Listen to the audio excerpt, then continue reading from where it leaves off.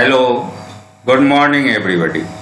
Once again I am Asutosh with the new topic.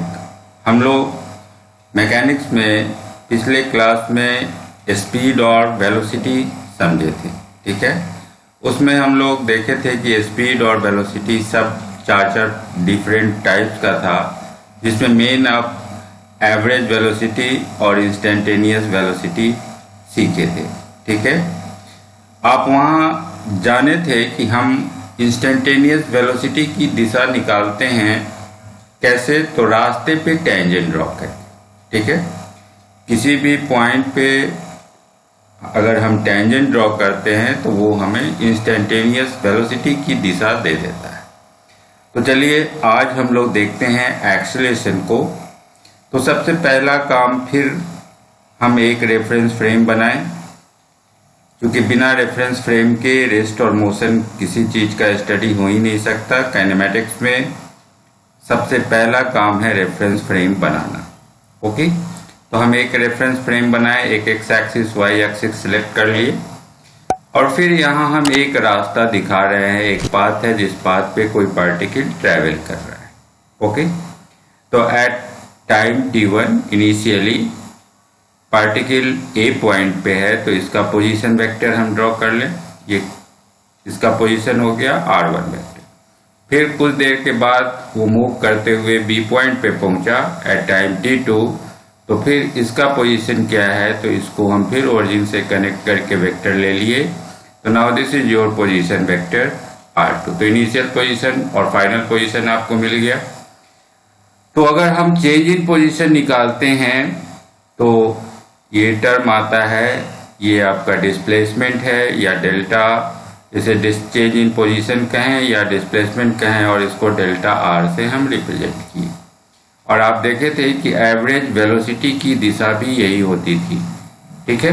Average velocity की दिशा यही होती थी जो डेल्टा आर की दिशा है।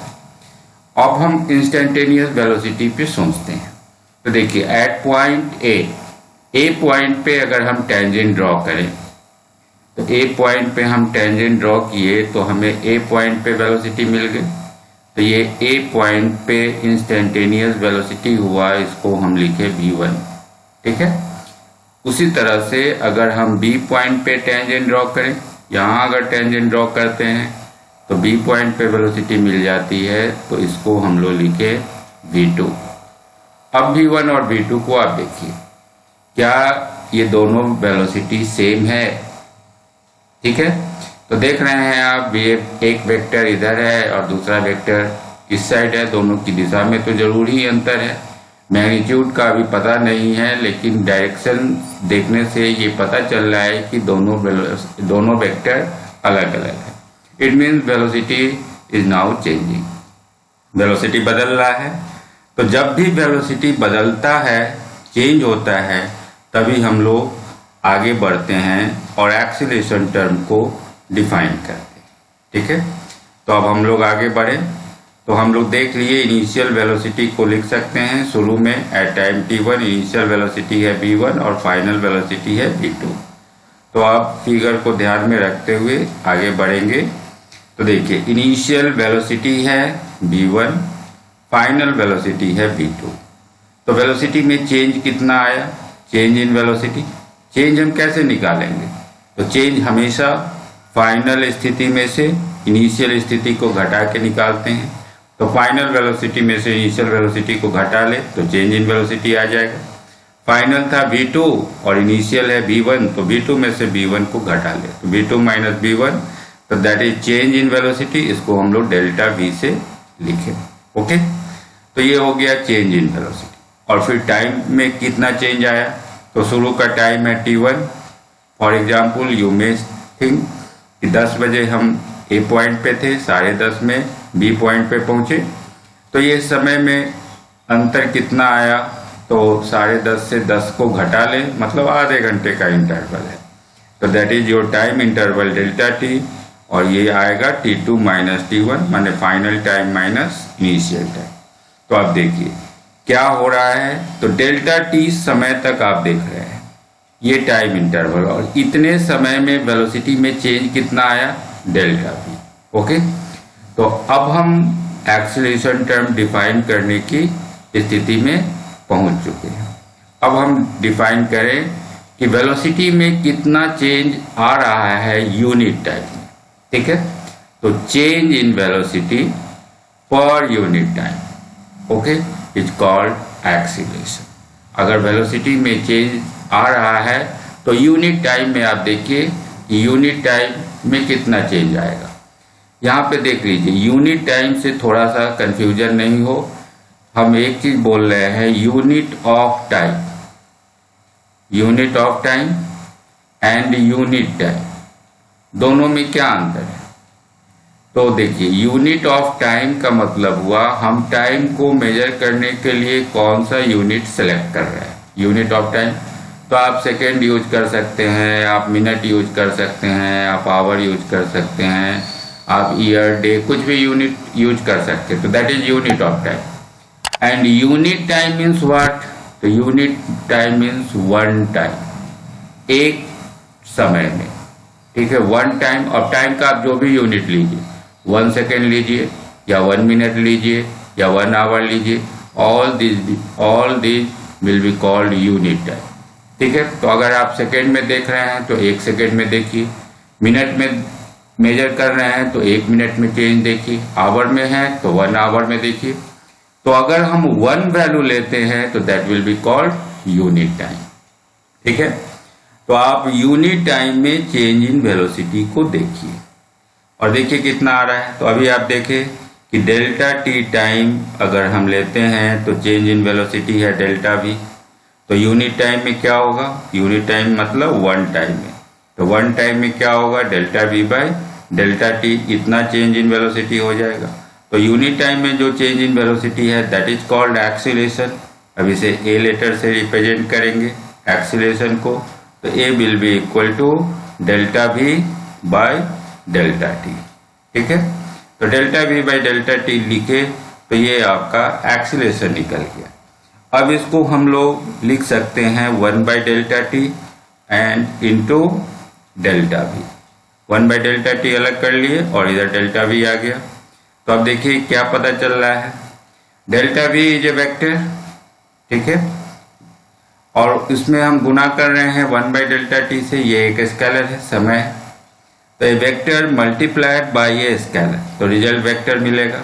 इसका मतलब ये जो एक्सीलरेशन है ये एक वेक्टर क्वांटिटी। ओके, और दूसरी बात कि ये जो टर्म है it is a positive term, समय चूंकि निगेटिव नहीं होगा तो ये पॉजिटिव टर्म है, तो जो डेल्टा वी की दिशा होगी वही ए की भी दिशा होगी। इस पे फिर हम लोग आगे बढ़ेंगे तो फिगर बना के देखेंगे। तो अभी हमें पता चला कि acceleration is a vector quantity. Okay, तो अब इसकी दिशा कैसे निकालेंगे देखिए। तो ए जो है एक्सीलरेशन एक वेक्टर क्वांटिटी है, इसकी दिशा वही होगी जो डेल्टा वी की दिशा होगी। ओके, और डेल्टा वी की दिशा हम कैसे निकालेंगे? तो डेल्टा वी एक्चुअली फिगर में तो दिया नहीं है, तो डेल्टा वी है क्या? तो डेल्टा वी आया था V2 माइनस V1, V2 में से V1 को घटाने से ये मिलेगा। और यहाँ पे हम लोग वेक्टर के सब्ट्रैक्शन के नियम को यूज करेंगे। तो V2 माइनस V1 आएगा कैसे? तो V2 में अगर हम माइनस V1 जोड़ ले तो काम हो जाएगा। ओके, तो अब इसको आप ड्रॉ करके देखिए। तो पहले V2 को ड्रॉ करना होगा, तो V2 B पॉइंट पे आप टेंजेंट ड्रॉ करके V2 निकाले थे, तो B पॉइंट पे टेंजेंट इधर की ओर था। अब फिगर फिर से ध्यान दे के देखेंगे, ठीक B पॉइंट पे जो हम टेंजेंट ड्रॉ किए थे ठीक उसके पैरेलल यहाँ ड्रॉ कर रहे हैं। तो ये आपका V2 वेक्टर हो गया। अब इसमें हमें माइनस V1 देखना है, तो A पॉइंट पे जो हम टेंजेंट ड्रॉ किए थे वो आपका V1 वेक्टर था। ठीक है, अब इसको उलट देना है तो माइनस V1 मिल जाएगा। तो इसको हम रिवर्स कर दें, तो रिवर्स कर दिए तो हमें ये दिशा मिल गई, ये हो गया माइनस V1 वेक्टर। ओके, अब इन दोनों को जोड़ लें। ठीक है, आपको V2 पे माइनस V1 जोड़ना है, तो जोड़ने के ट्रायंगल लॉ को यूज करें।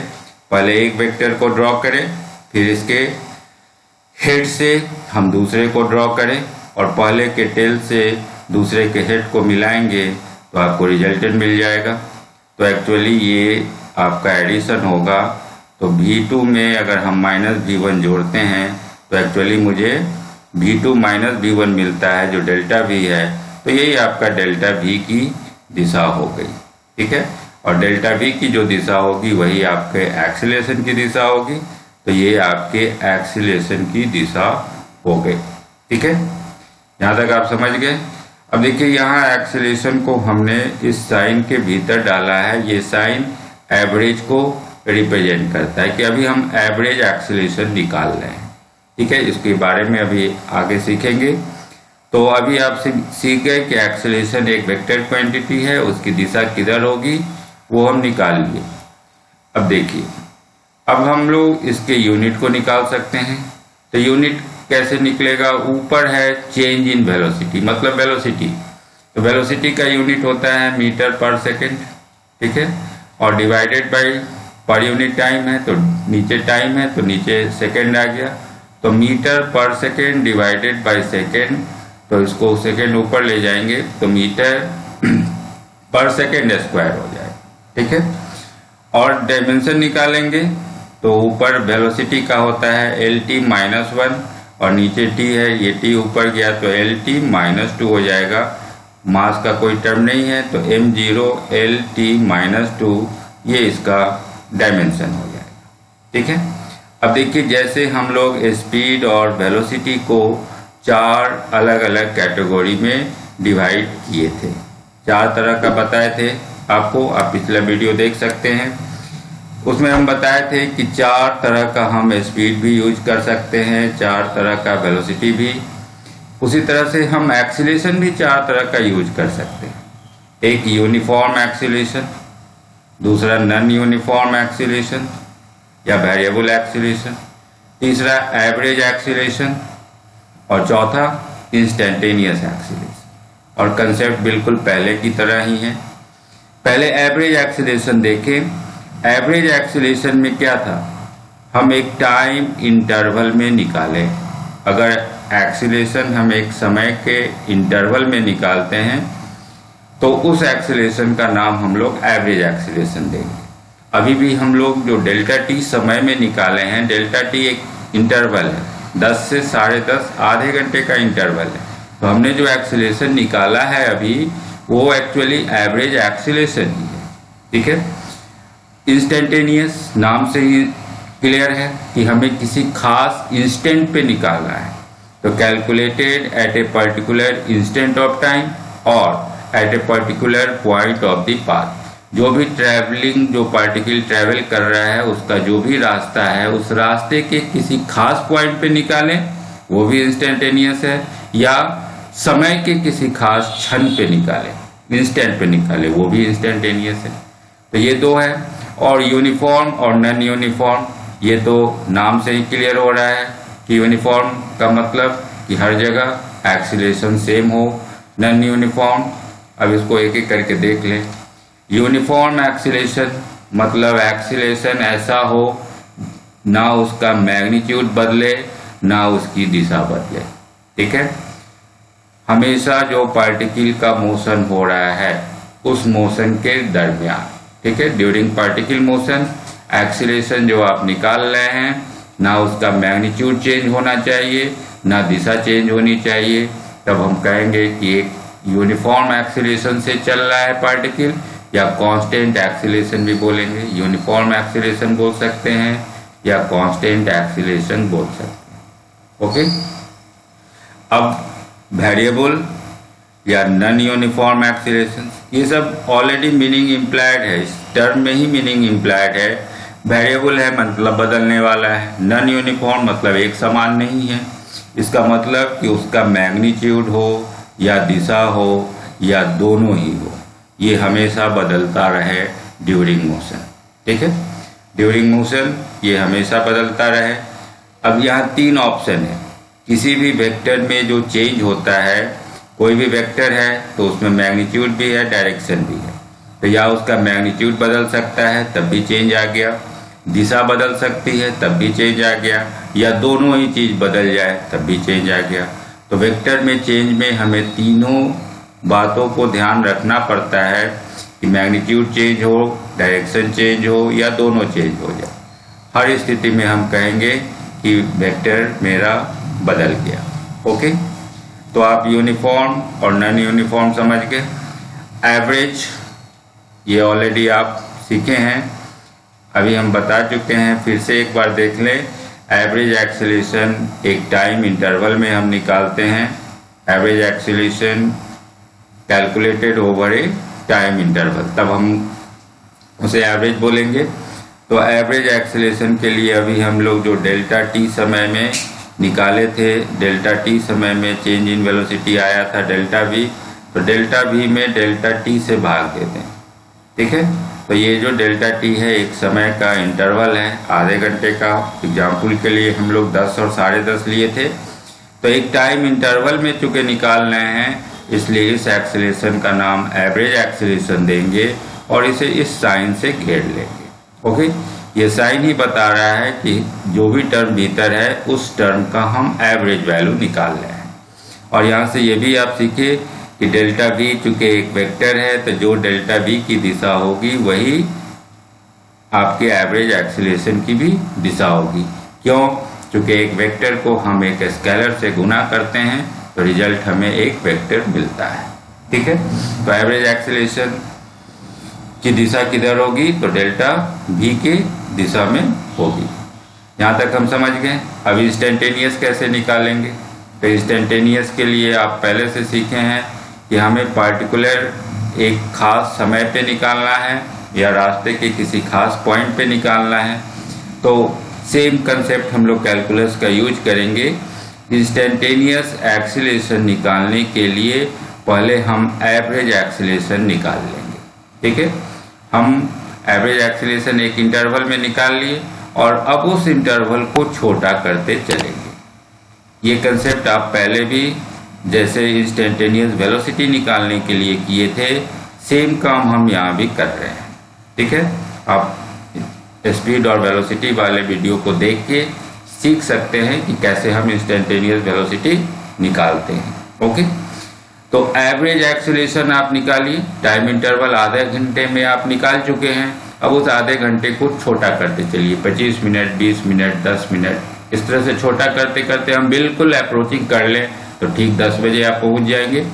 तो जब डेल्टा टी टेंड्स टू 0 होगा, it means you are just near 10 और 10 बजे आपको एक्सेलरेशन मिल जाएगा। तो कंसेप्ट यही है, एवरेज एक्सेलरेशन निकालिए और उसमें लिमिट के कंसेप्ट को यूज करें, हम लोग कैलकुलस यूज करें। तो limit delta T tends to 0 करेंगे तो इंस्टेंटेनियस मिल जाएगा। तो चलिए, एवरेज एक्सेलरेशन को हम लोग इस साइन से रिप्रेजेंट किए थे, तो ये एवरेज एक्सेलरेशन हो गया और इसमें हम लिमिट लगा लें डेल्टा टी टेंड्स टू 0 करके, तो हमें इंस्टेंटेनियस एक्सेलरेशन मिल जाएगा। तो इंस्टेंटेनियस एक्सेलरेशन को सीधे हम ए लेटर से लिखेंगे। अब ये जो साइन लगाए थे, ये साइन अब यहाँ यूज नहीं करेंगे, तो इंस्टेंटेनियस आ गया। अब डेल्टा ए क्या है, सॉरी ए एवरेज एक्सेलरेशन क्या है? तो एवरेज एक्सेलरेशन आप निकाले थे delta V by delta T, तो डेल्टा वी बाई सॉरी या डेल्टा टी होगा delta V by delta T. तो limit delta T tends to 0। अब ये टर्म एक्चुअली क्या है? तो यही टर्म है आपका dv बाई dt। ये सेम टर्म, इसको हम लोग कैलकुलस के लैंग्वेज में dv बाई dt लिखते हैं। ओके, तो a का वैल्यू आपको निकल चुका है, एक्सेलरेशन का वैल्यू। अब आप क्या कह सकते हैं कि a जो है वो मेरा dv बाई dt है। ओके, तो a is equal to dv by dt, ये आपके इंस्टेंटेनियस एक्सेलरेशन का वैल्यू हो गया। तो हम इंस्टेंटेनियस एक्सेलरेशन को डिफाइन कर सकते हैं rate of change of velocity with respect to time. Okay, आप जानते हैं dy by dx। dy by dx क्या था? तो ये rate of change of y था with respect to x। Okay, अब यहाँ पे हम dv बाई dt लिख रहे हैं, तो dv by dt is what? तो इट इज v है velocity, the rate of change of velocity with respect to time. इसका मतलब वेलोसिटी अगर दिया हुआ है तो अगर हम उसे डिफरेंशिएट कर लें तो हमें एक्सेलरेशन का वैल्यू भी मिल जाएगा। ओके, तो यहाँ पे आप इंस्टेंटेनियस एक्सीलरेशन टर्म आज पूरी तरह से समझ चुके हैं। अब देखिए आगे बढ़ते हैं।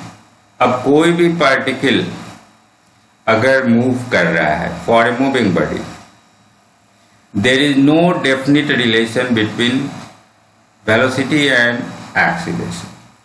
उसके वेलोसिटी की दिशा और एक्सीलरेशन की दिशा में कोई डेफिनिट रिलेशन नहीं है। ठीक है, जैसे हम इसे एग्जाम्पल से समझे, ये कोई भी एंगल हो सकता है दोनों के दिशा के बीच। अब देखिए अगर कोई पार्टिकल नीचे की ओर फॉल कर रहा है, फ्रीली फॉलिंग बॉडी, हम किसी चीज को ऊपर से गिरा दें तो इसकी वेलोसिटी डाउनवर्ड है, नीचे की ओर वो मूव कर रहा है।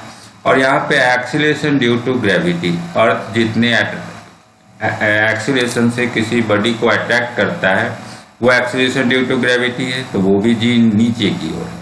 ओके, इट मीन्स वेलोसिटी और एक्सीलरेशन एक ही दिशा में है, तो इस केस में दोनों के बीच जो एंगल बन रहा है वो एंगल है 0 डिग्री। ओके, तो particle falling freely under gravity, यहाँ पे वेलोसिटी और एक्सीलरेशन इन दोनों के बीच का जो एंगल बन रहा है वो एंगल बन रहा है 0 डिग्री। ओके, अब हम लोग दूसरे एग्जाम्पल को देखें। मान लेते हैं कोई पार्टिकल एक सर्कुलर मोशन में है। ठीक है, सर्कुलर मोशन में है, तो सर्कुलर मोशन में आप देखेंगे कि वेलोसिटी जो है वो रास्ते पे टेंजेंट होता है, तो यहाँ कहीं भी टेंजेंट ड्रॉ करेंगे तो ये वेलोसिटी की दिशा हो गई। और आप आगे सीखेंगे इसमें एक्सीलरेशन टुवार्ड द सेंटर होता है, जिसके सेंट्रीपिटल एक्सीलरेशन बोलते हैं। तो अब यहाँ देखेंगे तो वेलोसिटी और एक्सीलरेशन के बीच 90 डिग्री का एंगल बन रहा है। ये यूनिफॉर्म सर्कुलर मोशन के केस में होता है। आगे हम लोग जब सर्कुलर मोशन सीखेंगे तो वहाँ इस चीज को देखेंगे। तो यहाँ आप देख रहे हैं 0 का एंगल बन रहा है, यहाँ 90 का बन रहा है। और फिर देखिए अगर किसी पार्टिकल को हम ऊपर की ओर प्रोजेक्ट कर दें, नीचे से ऊपर फेंक दें, तो वहाँ देखेंगे कि अर्थ तो नीचे डाउनवर्ड अट्रैक्ट करता है, तो एक्सीलरेशन g डाउनवर्ड है और चलने वेलोसिटी जो है वो ऊपर मूव कर रहा है। तो वेलोसिटी की दिशा ऊपर, एक्सीलरेशन नीचे, तो यहाँ जो इन दोनों के बीच एंगल बन रहा है वो 180 डिग्री का बन रहा है। तो यहाँ वेलोसिटी और एक्सीलरेशन के बीच 180, यहाँ 90, यहाँ 0। और भी केसेज है, और भी केसेज पे हम ध्यान दें। अब अगला एग्जाम्पल हम लोग लेते हैं प्रोजेक्टाइल मोशन का। तो प्रोजेक्टाइल मोशन में देखिए किसी भी चीज को आप फेंकिए, जैसे आप क्रिकेट में 6 देखते हैं या आप बॉल थ्रो करते हैं, कोई कैच करता है, तो देखिए उसमें कैसा मोशन होता है। तो 6 ही देखें, क्रिकेट में 6 लगा, ये ऐसे बॉल गया और बॉल उधर पवेलियन पार हो गया, 6 हो गया। ठीक है, अब यहाँ देखिए तो आप जब अपवर्ड मोशन होता है, कोई भी प्रोजेक्टाइल जब ऊपर की ओर बढ़ता रहता है, इस समय देखेंगे तो वेलोसिटी तो हम जानते हैं टेंजेंट होता है, तो कहीं भी टेंजेंट ड्रॉ करके देख लें। और एक्सीलरेशन ड्यू टू ग्रेविटी ये g डाउनवर्ड होता है, तो यहाँ पे वेलोसिटी और एक्सीलरेशन के बीच जो एंगल बन रहा है वो एंगल 90 डिग्री से बड़ा है। ठीक है, यहाँ ऑब्ट्यूस एंगल बन रहा है। जब मैक्सिमम हाइट पे पहुंचेंगे तो वेलोसिटी इधर हो जाएगी, टेंजेंट आप जानते हैं, और acceleration due to gravity downward है, तो यहाँ एंगल अब 90 डिग्री का बन रहा है। यहाँ 90 से ग्रेटर था, यहाँ 90 है। और जब ये डाउनवर्ड नीचे की ओर झुकने लगेगा, गिरने लगेगा, तब वेलोसिटी इधर हो गया और एक्सीलरेशन डाउनवर्ड है, तब यहाँ एक्यूट एंगल बनेगा। तो देखते हैं आप प्रोजेक्टाइल मोशन में एक ही फिगर में आपका सारा एंगल बन रहा है, ऑब्ट्यूस भी, राइट एंगल भी और एक्यूट एंगल भी। ठीक है, तो इससे क्या निष्कर्ष निकला? निष्कर्ष निकला कि there is no fixed relation, कोई फिक्स्ड रिलेशन नहीं है वेलोसिटी और एक्सीलरेशन के बीच में। ठीक है, अब हम लोग देखते हैं क्या क्या पॉसिबल वेज है जिससे हम वेलोसिटी को चेंज कर सकते हैं, क्योंकि वेलोसिटी चेंज होगा तभी एक्सीलरेशन टर्म डिफाइन होगा। तो क्या क्या पॉसिबल वेज है? तो पहली संभावना है कि केवल वेलोसिटी की दिशा बदले, only direction of velocity changes. ठीक है, ये कब मिलेगा? ये मिलेगा यूनिफॉर्म सर्कुलर मोशन के केस में। अभी आप देखें पिछले फिगर बना के कि अगर पार्टिकल सर्किल के अलॉन्ग मूव कर रहा है तो वेलोसिटी और एक्सीलरेशन एक दूसरे पे 90 डिग्री पे था, तो एक्सीलरेशन परपेंडिकुलर टू वेलोसिटी होगा इस कंडीशन में, और ये आपको मिलेगा यूनिफॉर्म सर्कुलर मोशन के केस में। यहाँ वेलोसिटी का सिर्फ डायरेक्शन चेंज हो रहा है, ये यूनिफॉर्मली मूव कर रहा है, इसका मैग्नीट्यूड चेंज नहीं हो रहा है। तो ये पहली संभावना हो गई जब आप वेलोसिटी को चेंज कर सकते हैं। सेकेंड सिचुएशन है कि अगर वेलोसिटी का सिर्फ मैग्नीट्यूड बदले, दिशा नहीं बदले, तो यहाँ मोशन अंडर ग्रेविटी आप देख सकते हैं। किसी चीज को आप या तो ऊपर की ओर फेंके तो वेलोसिटी धीरे धीरे घटता जाएगा, या ऊपर से किसी चीज को ड्रॉप कर दें तो वेलोसिटी धीरे धीरे बढ़ता जाएगा। तो मैग्नीट्यूड चेंज हो रहा है। एक्सीलरेशन यहाँ पे या तो पैरेलल होगा या एंटी पैरेलल होगा वेलोसिटी के। जब दोनों नीचे की ओर अगर आप गिरा रहे हैं तो एक ही दिशा में वेलोसिटी और एक्सीलरेशन है, ऊपर प्रोजेक्ट कर रहे हैं तो वेलोसिटी और एक्सीलरेशन ये एंटी पैरेलल है। तो यहाँ पे सिर्फ वेलोसिटी का मैग्नीट्यूड बदल रहा है। ओके, ये सेकेंड संभावना हो गई। अब तीसरी संभावना क्या बनती है? तीसरी संभावना बनती है कि मैग्नीट्यूड और डायरेक्शन दोनों ही चेंज होता रहे। ठीक है, तो when both magnitude and direction of velocity changes कहाँ मिलेगा? तो अभी आपको फिगर में हम प्रोजेक्टाइल मोशन को भी दिखाए, और यहाँ पे आप देखे हैं कि एक्सीलरेशन का, यहाँ पे आप बोल सकते हैं कि एक्सीलरेशन का दो कंपोनेंट है। जी जो डाउनवर्ड है तो एक आप इसके पैरेलल भी लगा सकते हैं, और एक परपेंडिकुलर दिशा में भी बता सकते हैं, और एक पैरेलल भी कंपोनेंट बता सकते हैं। ठीक है, तो वेलोसिटी यहाँ हम लोग एक्सीलरेशन का दो कंपोनेंट निकालते हैं, one is perpendicular to velocity, another is parallel और एंटी पैरेलल टू वेलोसिटी। तो ये तीन संभावना बनती है, और ये किसी भी वेक्टर में ये तीन संभावना बनेगी, कोई भी टर्म। ठीक है, क्योंकि या तो मैग्नीट्यूड बदले या डायरेक्शन बदले या दोनों ही बदल जाए। अब देखिए, अब देखते हैं कि एक्सीलरेशन पॉजिटिव भी हो सकता है, जीरो भी हो सकता है, निगेटिव भी हो सकता है। तो पॉजिटिव एक्सीलरेशन का मतलब क्या है? पॉजिटिव एक्सीलरेशन का मतलब है कि इसकी वेलोसिटी धीरे धीरे बढ़ती चली जा रही है, वेलोसिटी इंक्रीजिंग विद टाइम। इस कंडीशन में वेलोसिटी और एक्सीलरेशन एक ही दिशा में होना है, तभी जाके एक्सीलरेशन पॉजिटिव होगा। जीरो एक्सीलरेशन का मतलब कि इसकी वेलोसिटी में कोई चेंज नहीं हो रहा है। ठीक है, वेलोसिटी हमेशा कांस्टेंट है, ना मैग्नीट्यूड बदल रहा है ना दिशा बदल रही है। और निगेटिव एक्सीलरेशन का मतलब, निगेटिव एक्सीलरेशन को हम लोग रिटार्डेशन भी बोले या डिसेलरेशन भी बोले। इसमें क्या है कि वेलोसिटी धीरे धीरे घटती जाए, velocity is decreasing with time. ये कब होगा? जब वेलोसिटी और एक्सीलरेशन दोनों अपोजिट डायरेक्शन में होगा तो वेलोसिटी धीरे धीरे घटते जाएगा, और उस केस में हम लोग एक्सीलरेशन को निगेटिव बोलेंगे या रिटार्डेशन बोलेंगे या डिसेलरेशन भी बोलेंगे। ठीक है, अब यहाँ पे एक चीज और देखें। आप जानते हैं कि एक्सीलरेशन को हम लोग dv/dt लिख सकते हैं। ठीक है, a is equal to dv/dt। अभी आप देखे हैं कि वेलोसिटी का rate of change with respect to time, तो a dv/dt है, और v को हम लिख सकते हैं dx/dt, rate of change of position. ठीक है, तो हम इसे बदल सकते हैं। a is equal to dv/dt है, तो v के जगह पे हम इस dx/dt को डाल दें, dx/dt। तो अब क्या टर्म आ गया? तो अब ये टर्म आ गया, ये बता रहा है कि हम dx/dt को एक बार फिर से दोबारा डिफ्रेंशिएट कर रहे हैं। ठीक है, तो इसको लिखेंगे d2x/dt²। ये बता रहा है कि x का हम लोग डबल डिफ्रेंशिएशन कर रहे हैं। ठीक है, हम दो बार, ये टू टर्म जो यहाँ है d2x, मतलब x को हम टाइम के रेस्पेक्ट में दो बार डिफ्रेंशिएट करें तो एक्सीलरेशन हमें मिल जाएगा। ठीक है, तो इस टर्म में भी आप ध्यान रखेंगे। और एक और टर्म है कि अगर एक्सीलरेशन वेलोसिटी के फंक्शन के रूप में हो तब कैसे चेंज कर सकते हैं। तो देखिए, a को हम लोग dv/dt लिखते हैं, dv/dt।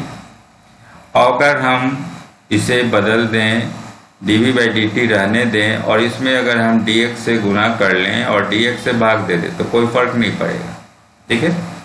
और ये जो dx/dt है, इस dx/dt के जगह पे v लिख दें, क्योंकि v dx/dt होता है।